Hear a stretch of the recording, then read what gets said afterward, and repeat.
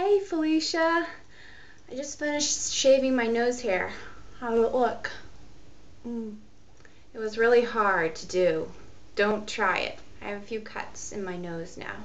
Yeah, don't try it. Don't copy me. Your nose will just have to stay hairy, I guess.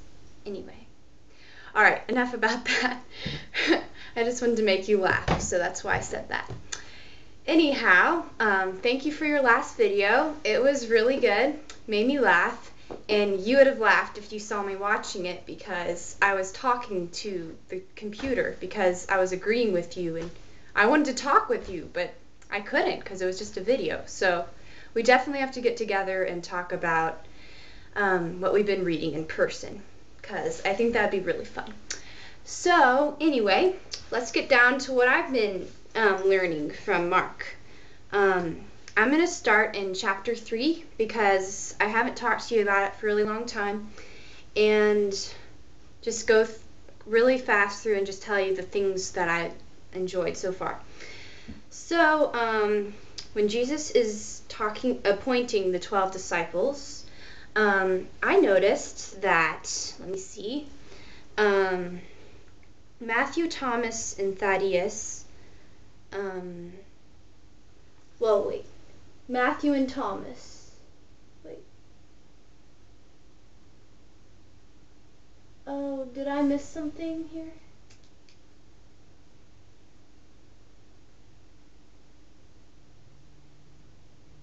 Oh yeah, I did. Whoops. It's just Matthew and Thomas. Sorry, as you can see, I wasn't very prepared either. Matthew and Thomas are the only two disciples where it lists their parents' names. And I noticed that in other genealogies, when it lists the parents' names, both the parents' names, it normally just lists the father, but when it lists the mother too, it means that she was a prostitute. So I'm wondering maybe if their mother was a prostitute. And not that that would be weird in a way, because I think God puts that in the genealogies to show how human we can be, and to show that through something imperfect, God can use that to make something beautiful. And he just shows that over and over in the scripture. So I think that's just maybe she was Matthew and Thomas's parents were not an illegitimate marriage, but I'm not sure about that. Anyway, I thought that was interesting. And then we move on to chapter 5. Chapter 5 really puzzled me because in the town, in the beginning of the demonic, there's the swineherd, and I'm pretty sure it's a Jewish town because Jesus just came to preach to the Jews. So why would they have a swineherd? So I went on the internet and tried to study it a little bit, and I found one study that, I don't know, I didn't find any studies that told me if it was a Jewish town or not, but something interesting I found was maybe the reason Jesus allowed the demons to go into the pigs in the first place was because they were not supposed to have a swineherd, because they're not supposed to eat pig.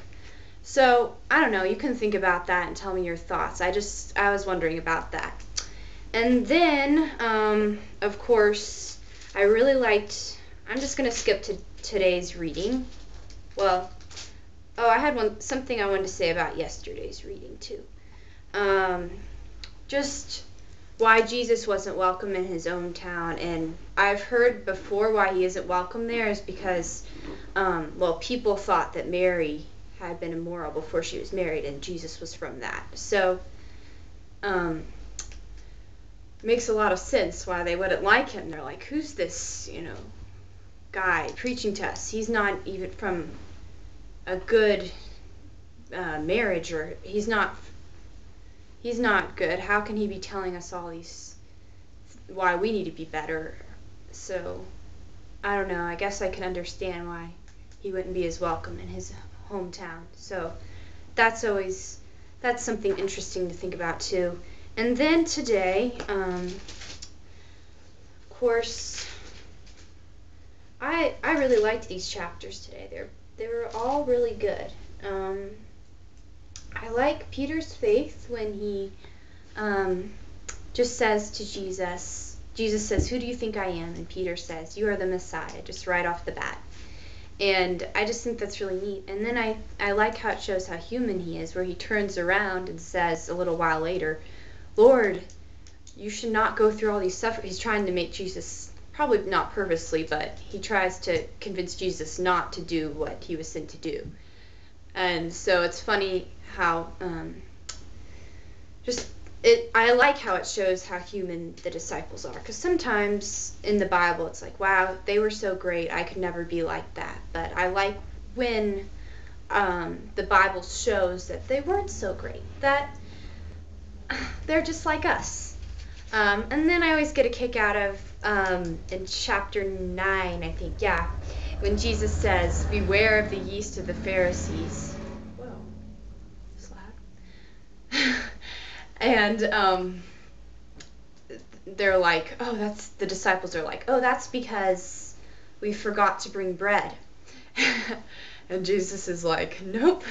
It's funny because that sounds like something that I would do again. So that makes me laugh. And then there was a verse I liked. Oh, when he's talking about who's the greatest, he says something like, the greatest one is the servant. And so that verse really inspires me to be more of a servant. So you can pray that I'll be more of a servant to others and put them above myself.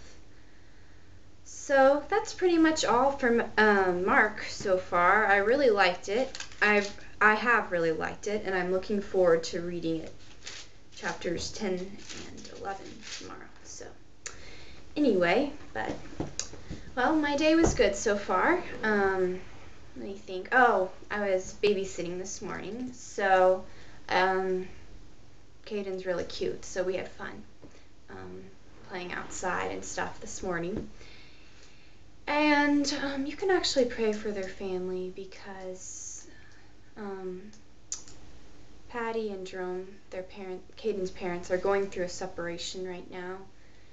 And it's just really sad because the kids are young and stuff, and so my heart really breaks for them. So if you could pray for them, that would be great. Just pray that the Lord would restore their marriage, and I know it's possible for him to do. And yes, so pray for them. And then the rest of the day, I'm probably just going to be trying to get things done around the house. I have a list of things. Yes, be proud of me. I have a list. Can't believe it, but I do, because my brain was hurting with all the things I need to do, so I had to just do something with them. Yes, tell her not to laugh though at me. Okay. Maybe that'll inspire her though to copy me, who knows. And so I'm gonna try and get some of my list done, and then I don't know, we'll see what I do the rest of the day. Oh, I hurt my foot last night in our first indoor soccer game. There's like a little goose egg bruise. I'm not going to show you. That's kind of a guy thing to show your wounds off, so I don't think I'll do that. But I don't think you want to see it. It's kind of, well, it's not really noticeable, and it's kind of yucky anyway. It's kind of swollen and stuff. So I'm going to be icing that a lot today and trying to put arnica cream on it a lot so it can heal, so I can play next week. And please come to one of our games and cheer really loud, because we love that. Well, not for me. Cheer loud for everyone else. Sounded kind of conceited. Yes, come to our game. And I hope you're having a good day, and I love you. Bye.